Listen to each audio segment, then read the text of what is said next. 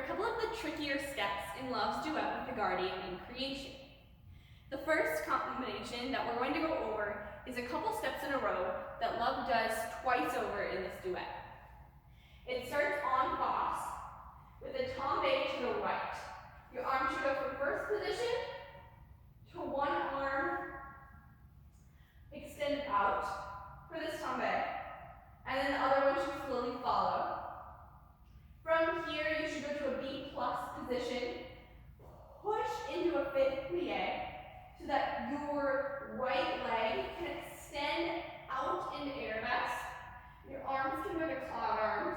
At this point, you should be facing corner 8. From here, you want to releve. It should be one fluid motion from that B+ position. From here, I want you to go straight into what is called a chassé entonnoir.